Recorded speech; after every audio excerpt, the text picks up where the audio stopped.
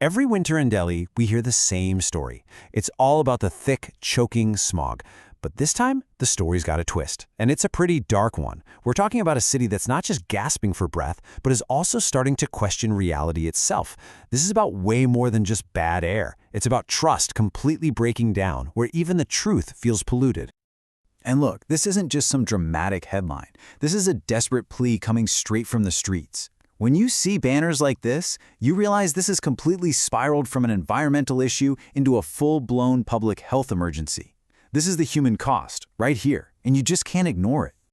And here's the number that really puts that desperation into context: 491.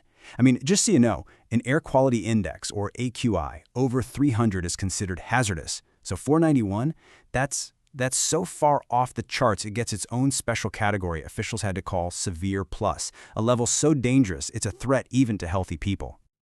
But here's the thing, and this is what's really tragic. None of this is a surprise. This is a predictable annual crisis. So let's get into it. What exactly makes Delhi's air so toxic every single winter? Well, it's pretty much a perfect storm. First, you've got your usual suspects: vehicle and industrial emissions, tons and tons of dust from all the construction, and the big one, smoke from crop burning in neighboring states that just blows right over the city. Then you add in the winter weather, cold, still air that basically acts like a lid on the city, trapping everything right where people have to breathe it. Okay, so with this crisis happening year after year, the government rolls out this super futuristic-sounding solution: cloud seeding. The idea was definitely bold. A high-tech fix for what a lot of people see as a pretty low-tech problem of just stopping pollution at the source. So, how did this big gamble actually play out? Yeah, the whole idea sounds like something straight out of a sci-fi movie, right? You fly a plane up, you spray some stuff into the clouds, and poof, you make it rain. The hope was that this man-made rain would just wash all the pollution out of the sky. A simple fix for a super complex problem. Or so they hoped. And let me tell you, this wasn't some cheap experiment. We're talking about 3.2 crore rupees. That's around 400,000 US dollars. That is a ton of money to throw at a technology that honestly has a pretty spotty track record. So what did they get for all that cash? They got, wait for it, 0.1 millimeters of rain. A tiny, tiny amount. And get this, it wasn't even in Delhi. It was in a city next door. The actual target, Delhi, was pretty much completely dry. After all that money, all that hype, the sky was still just as smoggy and dangerous as before. And you know what the craziest part is? This was completely predictable.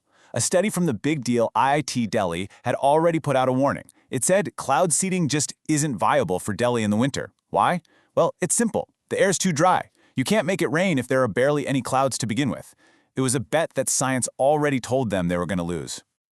All right, so you've got this expensive, flashy solution that just completely faceplants. The air is still a toxic mess. What do you think happens next? Well, people's frustration finally boils over, and they take it to the streets. So on November 9th and 10th, you had hundreds of people gathering at the famous India Gate. We're talking children in masks, parents, activists, all with one simple demand: the basic right to breathe. And the response? Police action. Dozens of these protesters were actually detained. And right here, in the middle of all this, is where the story takes a really sharp turn. One protester basically voiced what a lot of people were starting to think. Is the AQI data even true anymore? The anger wasn't just about the smog anymore. It was this creeping suspicion, this fear that the numbers themselves, the very data they were being given, was a lie. And that suspicion, it blew up into this massive, explosive allegation that just cuts right to the heart of the crisis: that the official air quality data itself was being deliberately faked. This one question pretty much ignited a firestorm. People started noticing something really weird. The AQI, which had been stuck at these insane, dangerous levels for days, suddenly started dropping. Fast. But here's the thing. Nothing on the ground had changed. The weather was the same, the farm fires were still going. So, how is the air just magically cleaning itself? Just look at the data. It's a pretty shocking drop. In just 24 hours, the city's average AQI supposedly went from 373, that's very poor, all the way down to 218, which is just poor. So on paper, that's a huge improvement. But again, there was no rain, no wind, absolutely no natural reason for a change that dramatic. So people started digging, and reports started coming out explaining how this was allegedly being done. And the method? It's almost ridiculously simple.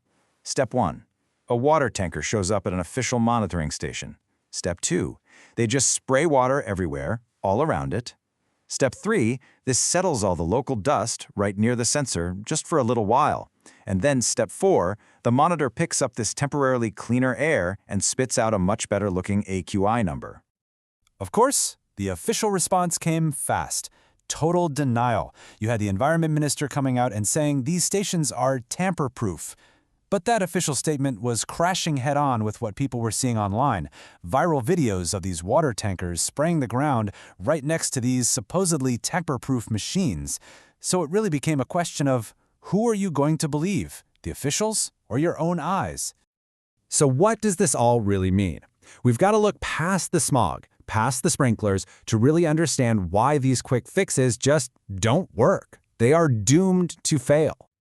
Look, the cloud seeding, the water sprinklers, that's all just for show, right? It's the tip of the iceberg. Underneath all that, you've got the real problems that nobody's touching.